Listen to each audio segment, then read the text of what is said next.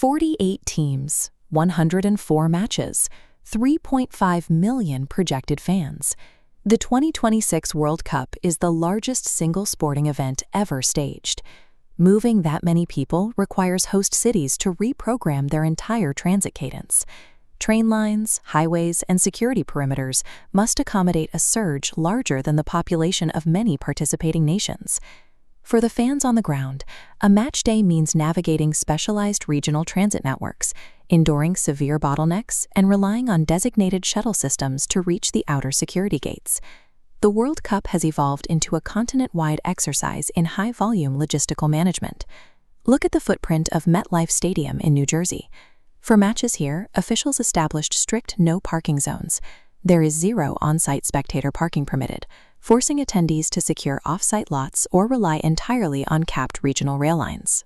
At high-value destinations like Los Angeles' SoFi Stadium, physical constraints on transit drive specific costs. Matchday parking passes reached $300 per vehicle. Even with a parking spot secured, attendees face rigid digital hurdles.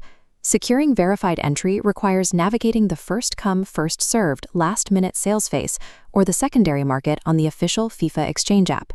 Simply reaching your seat is a high-stakes logistical achievement that precedes the actual game. Inside the stadium walls, the 72-game group stage exerts a different height of pressure. The expanded schedule forces a record volume of play on the athletes.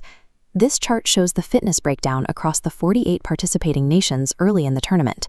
We can see a staggering 125 players listed as injured, meaning over half of the tracked athletes were sidelined or doubtful before the group stage concluded.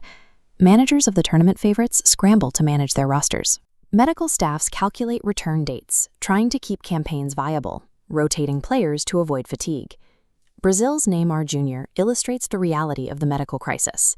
A calf injury early in the campaign forced his team to manage his minutes carefully just to ensure he reached the knockout rounds. Group stage progression now hinges as much on a team's physical durability and medical recovery protocols as it does on their tactical formation. Out on the pitch, exhausted players and high stakes create volatile environments. Referees must maintain order over teams operating at high emotional intensity. The opening match between Mexico and South Africa demonstrated this tension. Officials handed out 3 separate red cards over 90 minutes. To manage these high-stakes moments, officials rely on new hardware.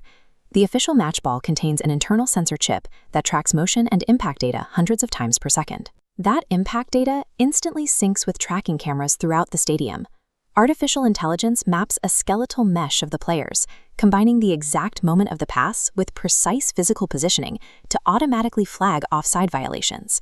Once a video review is complete, the referee uses a public microphone system to broadcast the ruling directly to the stands, providing transparency to 80,000 spectators. Human emotion and physical limits are now governed by the oversight of high-frequency sensors and semi-automated precision. When the final whistle blows, the players retreat down the tunnels, and the crowds filter back out into the urban transit networks. The empty pitch is left marked by slide tackles and divots. Football remains a contest between 22 players on a field, but staging that contest in 2026 requires a fusion of massive urban infrastructure, data-driven sports medicine, and artificial intelligence.